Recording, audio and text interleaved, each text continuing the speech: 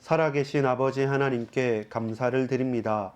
오늘 이 밤에 금요 예배로 또 신약 성경 공부로 하나님 앞에 나왔습니다.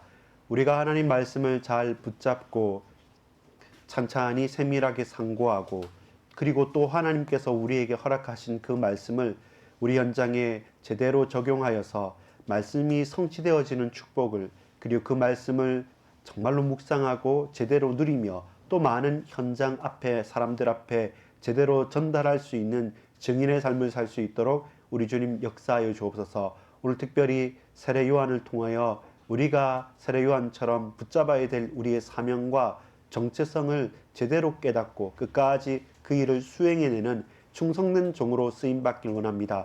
이 밤에 우리를 찾아와 주시고 우리에게 말씀하여 주시고 우리로 붙들고 또한 깨닫게 하여 주옵소서.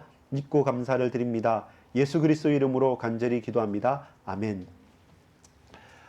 여러분 반갑습니다. 이 밤에 저와 여러분이 비도 많이 내리고 또 장마 기간입니다. 그럼에도 불구하고 일기와 날씨와 온도와 또 여러 가지 형편처지를 넘어서서 하나님께서 저와 여러분에게 주시고 우리가 붙들고 우리가 살아가야 될 언약의 말씀을 굳게 붙잡는 날 되기를 소망합니다.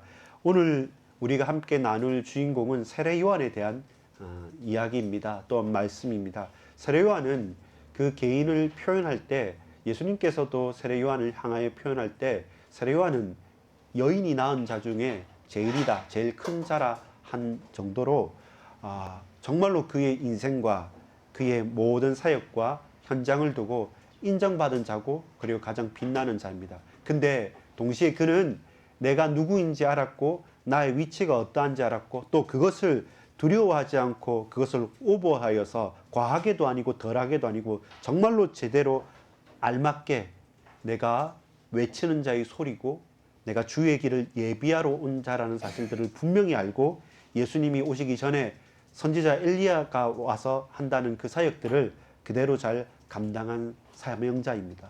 그리고 사역자입니다.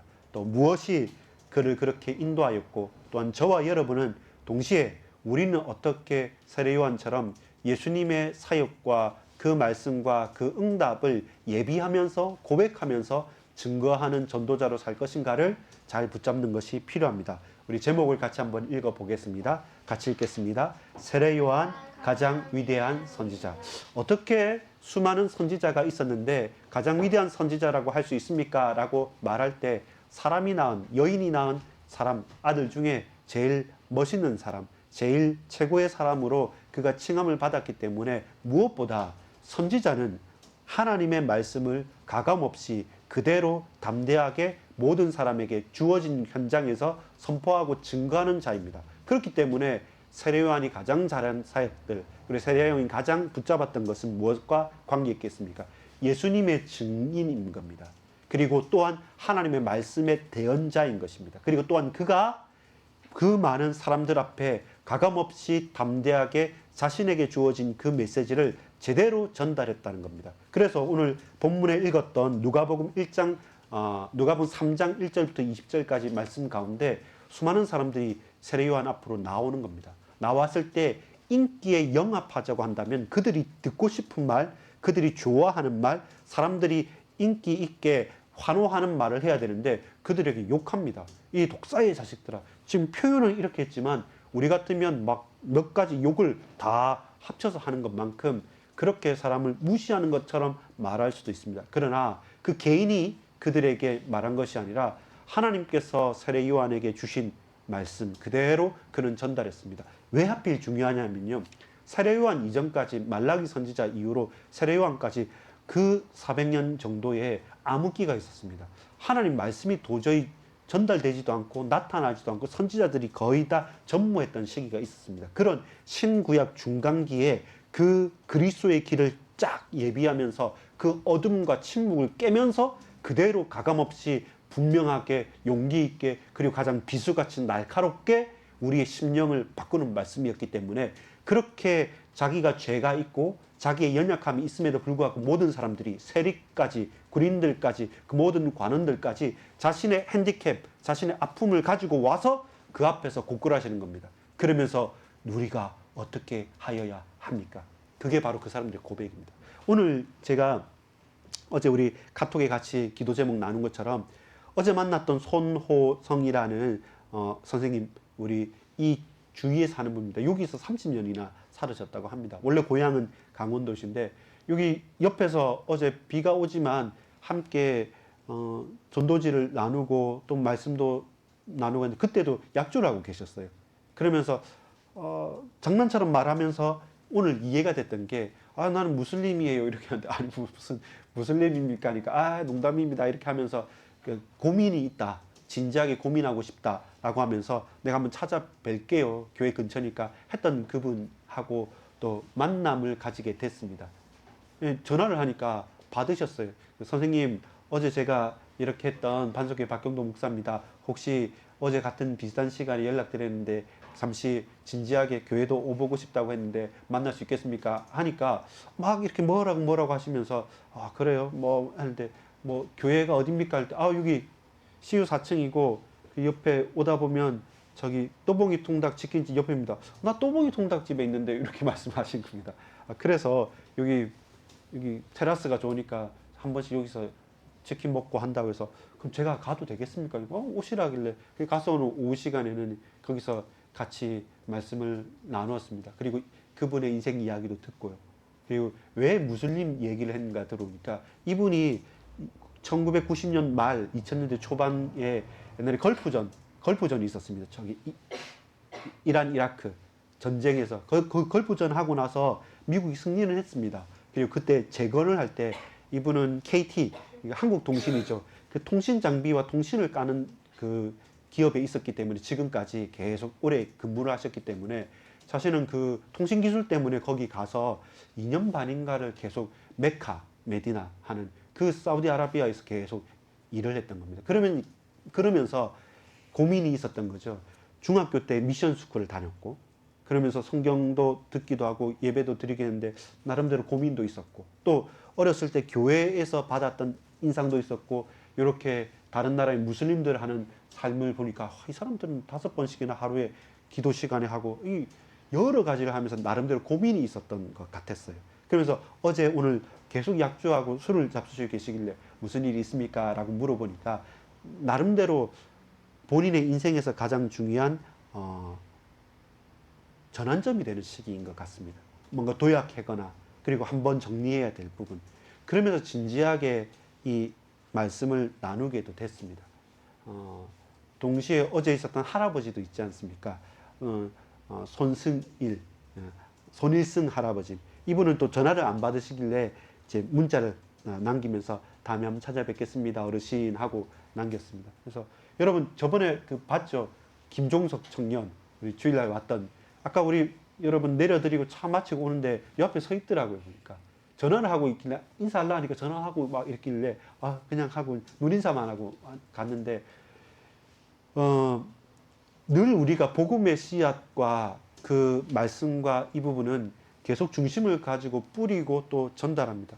아까 그 이제 있었던 말씀을 나눴던 분은 내가 딴 건 몰라도 오늘 하나님 앞에 한번 따지고 싶다고. 당신을 보니까 하나님께 한번 따지고 싶다고. 내가 할 수 있는 건 없는데 와서 몇 시간 동안 얘기를 나눠서 고맙다 하고 하면서 뭐 할까요 하면서 교회도 오겠다고 하시는데 그렇지 않으셔도 됩니다. 그렇지 않으셔도 되고 가까이 계시니까 일주일에 한 번씩 같이 뭐 식사도 좋고 차도 좋고 교회에서도 좋고 또 선생님 댁에서도 좋고 말씀도 나누고 그리고 또 제가 배울 부분 배웠으면 좋겠습니다 하면서 또 약속도 하게 또 됐습니다. 우리는 모든 것이 거두어져야 될 곡식과 열매이지 않을 수 있습니다. 그러나 세례 요한이 바로 그 일을 했습니다. 지금은 심판의 때고 복음의 때고 하나님의 영광의 빛이 비춰야 될 예수님이 오실 때이기 때문에 우리가 돌이켜야 된다는 겁니다. 나와서 세례를 받고 나는 물로 세례를 베풀지만 나 뒤에 오시는 분은 성령과 불로 세례를 베풀면서 너희가 돌이키고 구원받으라 라고 하면서 그 사람들의 마음 중심을 싹 이렇게 정리를 해 놓는 것이죠. 주의 길을 예비한 자가 세례 요한이었습니다. 마찬가지로 저와 여러분이 하나님의 말씀을 붙잡고 그 말씀을 받아들이고 그 말씀을 증거할 때 가장 중요한 고백이 있습니다. 그게 뭐냐면 서론의 첫 번째입니다. 무엇이 가장 기쁠까라고 고백할 때 저와 여러분이 기쁨, 어떤 기쁨입니까? 지극히 큰 기쁨입니다. 무엇이 우리에게 가장 최고의 최상급의 지극히 큰 기쁨이 됩니까? 선물을 받았을 때도, 또 뭔가 모르는 행운이 찾아왔을 때도. 이분도 아까 혼자 그 로또방에서 로또했는데 걸리진 않고 내가 가져갔던 우산은 그냥 놔뒀는데 다른 사람이 가져가 버리고 다른 우산을 가져갔길래 기분이 나빠서 막 씩씩거리면서 전화를 안 받을 건데 어쩌다 그냥 전화를 받았다는 겁니다. 그래서 괜히 우산 잊어버린 것 때문에 기분이 나빠서 안 받을 전화 받았다 하면서 우연인 것처럼 말하지만 아닙니다. 그게 필연입니다. 어제도 그렇고 오늘도 그렇고 필연입니다 라고 말씀드렸는데, 우리가 제일 큰 기쁨은 뭐냐면 하나님의 말씀이 내게 주어지고 그 말씀을 청정하고 들을 수 있고 그 말씀을 말할 수 있는 것, 그게 제일 큰 기쁨입니다. 행복은 뭐겠습니까? 행복은 비할 수 없는 행복입니다. 비교할 수 없는 행복. 다른 것과 비교할 수 있는 행복이 아니라 행복이 이런 걸까? 좋은 집에, 큰 차에, 뭔가 편안한 것에 다른 사람이 나를 선망해 주는 게 행복이 아니라, 비할 수 없는 행복이 뭡니까? 하나님께 이 말씀을 붙잡고 기도할 수 있는 것, 하나님과 소통할 수 있는 것, 하나님께서 내 음성을 들으시고 하나님께서 내게 말씀하시는 그 말씀이 내게 들려지는 그 기도가, 그 소통이 어떤 것과도 비할 수 없는 행복입니다. 그렇다면 우리 인생의 결론은 뭐겠습니까? 진짜 참된 감사입니다. 어떤 감사입니까? 우리가 찾는 감사, 우리가 하나님께 하는 감사는 바꿀 수 없는 감사입니다. 다른 것으로 대체할 수 없는 하나님께 드릴 수 있는 감사는 무엇입니까? 이 하나님을 전도하는 것입니다. 이 하나님을 전파하는 것입니다. 따라합시다. 기쁨. 가장 지극히 큰 기쁨. 하나님의 말씀. 행복. 비할 수 없는 행복. 하나님께 기도함. 감사. 바꿀 수 없는 감사. 하나님을 전파함. 하나님을 전도하고 하나님을 증거하는 것이, 이 말씀과 기도와 전도라는 것이 저와 여러분에게 최고의 기쁨이고 행복이고 감사입니다. 세례 요한이 바로 이 사실을 몸소 증거하고 증명한 사람이죠. 왜 그렇습니까? 나는 외치는 자의 소리라 라고 말씀하면서, 외치면서 광야에서 외쳤어요.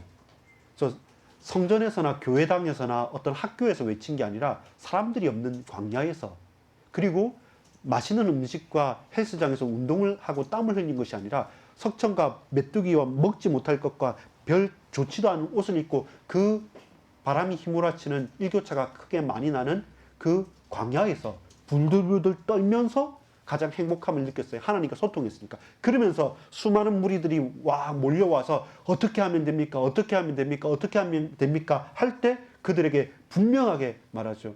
돌이키라는 겁니다. 주의 길을 예비하라는 겁니다. 너희가 지금 진노의 때란 거 아느냐? 세례를 받으라는, 회개하라는 겁니다. 나는 너희에게 물로 세례를 베풀고 물로 세례를 베풀고 너희가 다시금 구원을 길을 찾아서 돌이키지만 나 뒤에 오시는 분은 성령과 불로 세례를 베풀어 주실 것이다. 그 일에 대한 증인으로 쓴 것이죠. 여러분, 하나님의 말씀의 기쁨 아닌 다른 기쁨을 추구하는 것은 무엇입니까? 중독입니다. 거기에 매이게 되고 빠지게 되고 거기로 말미암아 멸망하게 됩니다. 말씀을 추구하는 기쁨은 더 추구하고 더 추구해도 한없습니다. 그러나 다른 기쁨은 우리에게 중독만 가져다 줄 뿐입니다. 여러분, 또 다른 행복, 하나님과 소통하는 기도 말고 또 다른 행복을 추구할 때마다 저와 여러분은 헛된 것만 추구하는 겁니다. 이렇게 하면 행복할까 저렇게 하면 행복할까 하지만 사실은 헛된 것이고, 마찬가지로 가장 아름다운 것은 우리의 정체성을 알고 우리의 사명을 감당하는 전도자로, 선교사로 서는 것입니다. 그러나 저와 여러분, 다른 감사, 다른 영광을 추구하게 되면, 감사를 바꾸어 버리게 되면 결국 타락을 하거나 자멸을 하게 됩니다.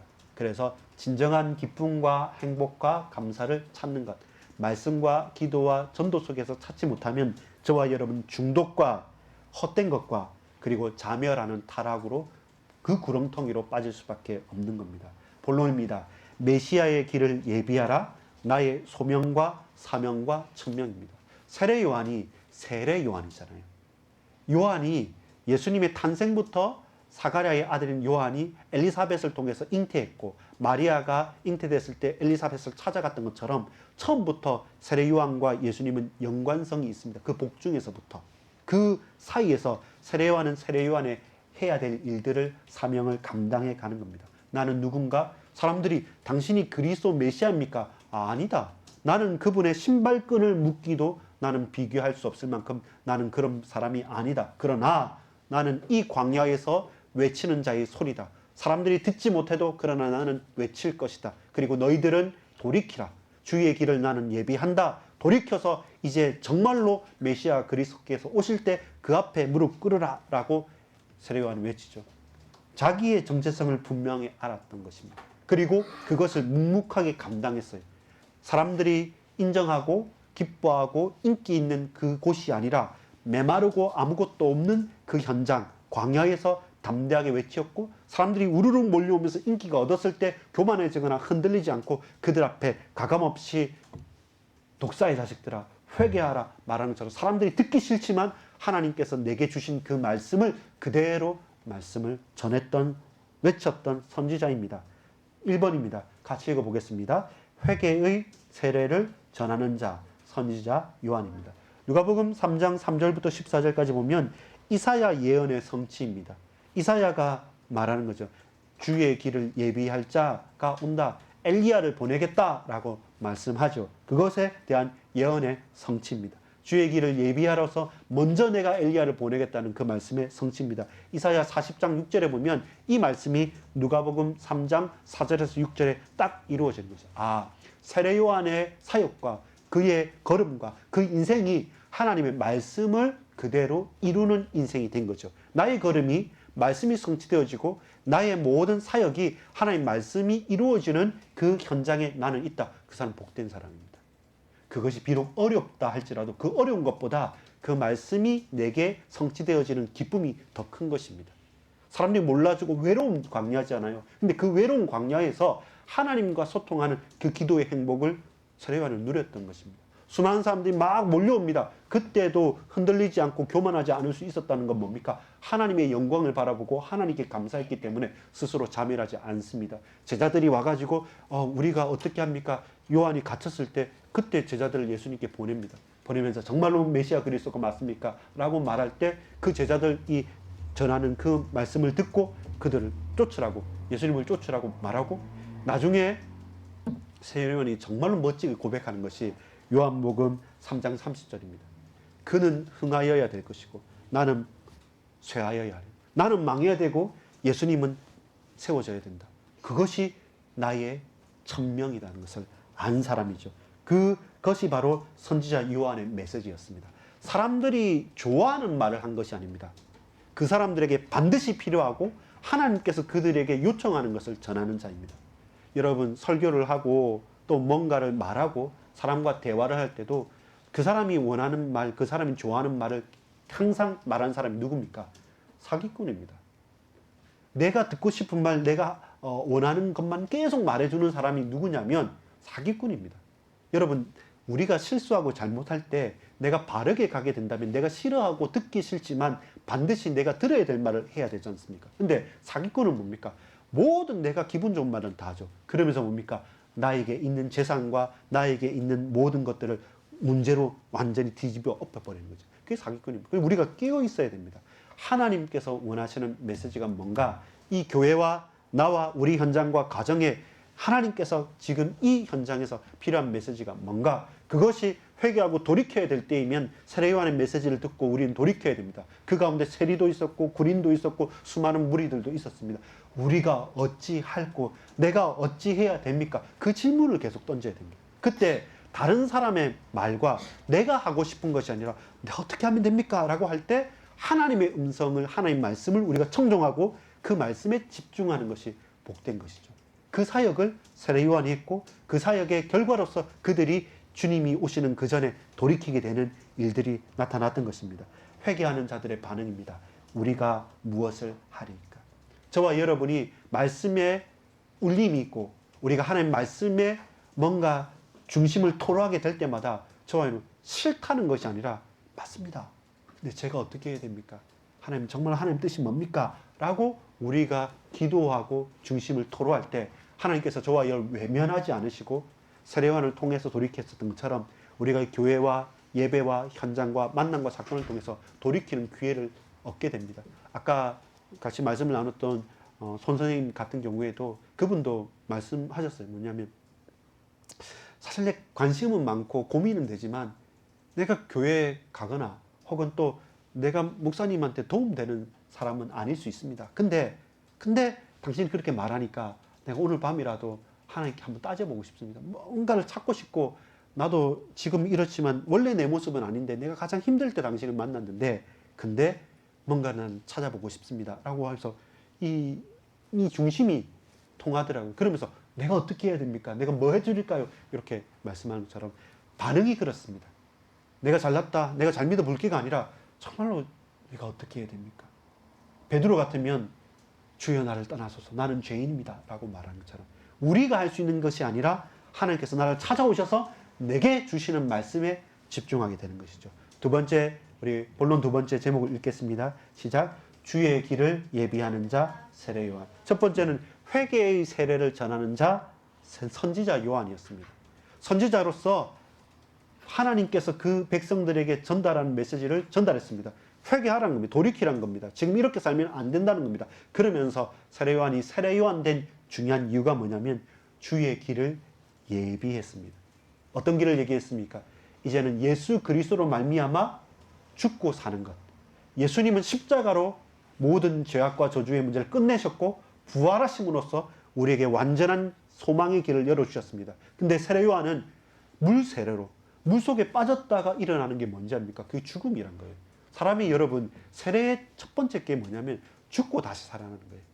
그 이전의 몸은 죽었고 새로 거듭나고 새롭게 태어난 몸은 이 몸은 그리스도와 함께 살겠다는 겁니다. 그게 세례의 의미입니다.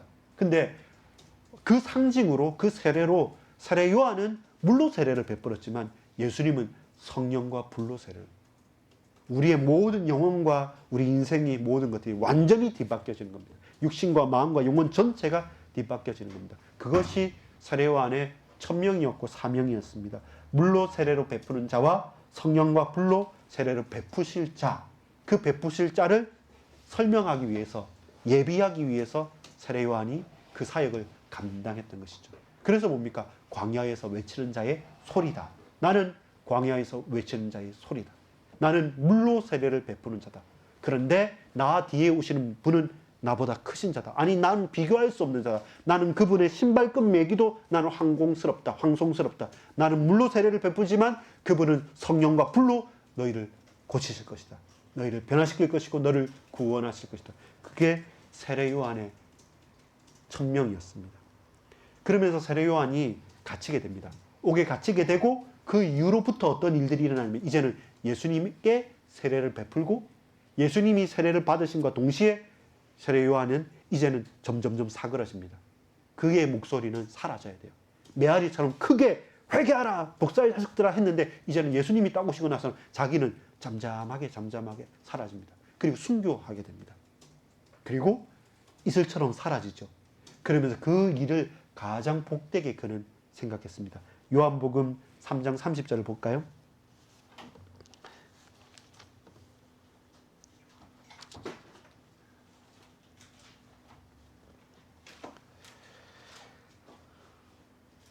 제가 28절, 29절 읽을 테니까 여러분 30절 읽어주십시오. 요한복음 3장입니다.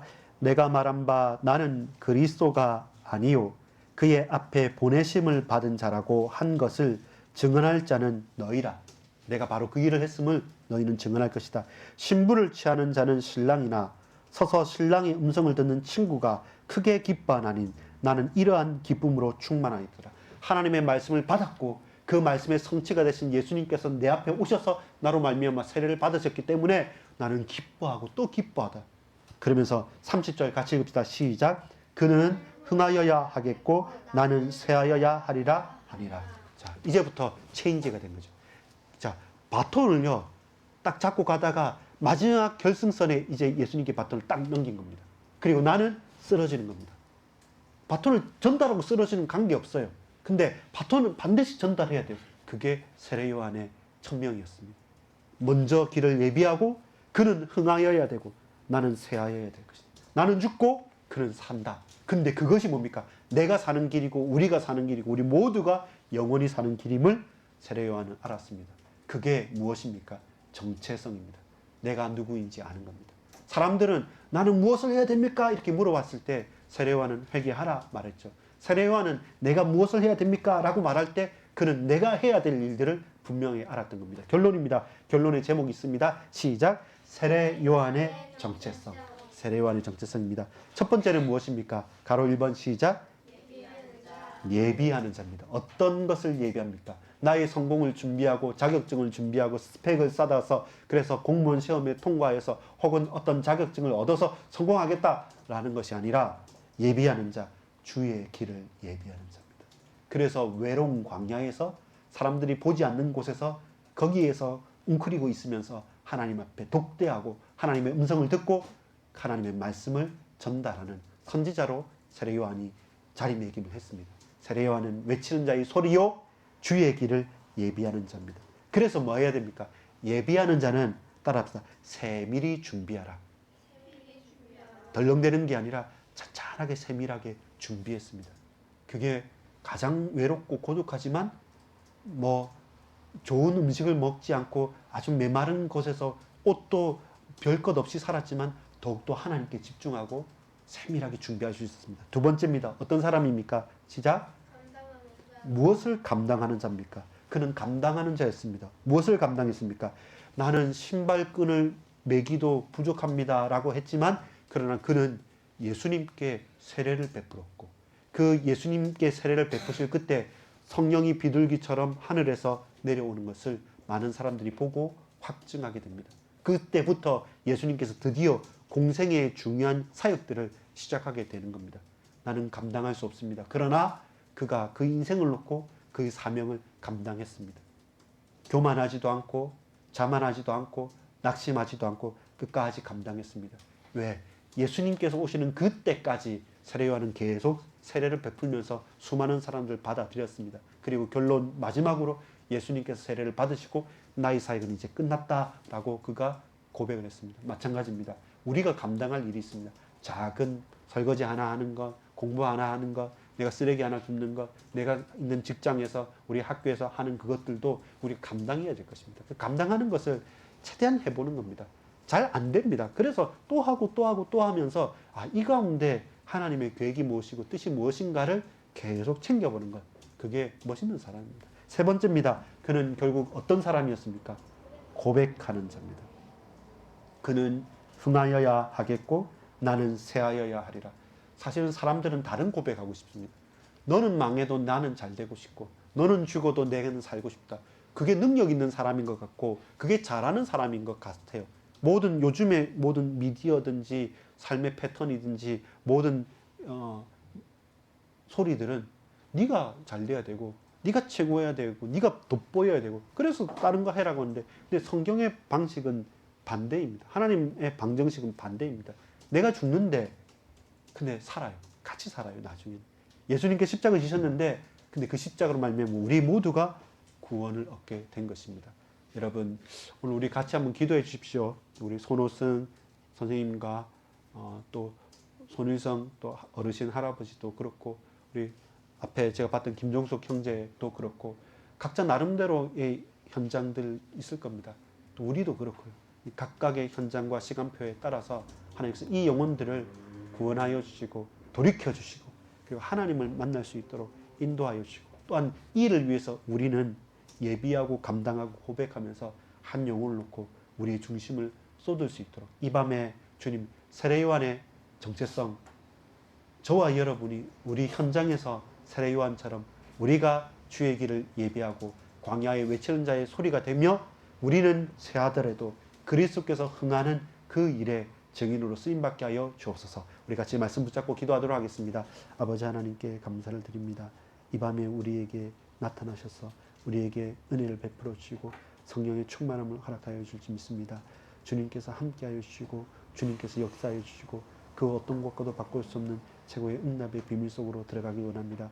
주님 말씀과 기도와 전도와 현장과 모든 만남과 사건과 일들 속에 하나님께 최고로 영광 돌릴 수 있도록, 하나님께 최고로 영광 돌리는 응답의 증인들로 쓰임받을 수 있도록 우리 주님 역사하여 주시고 인도해 주옵소서.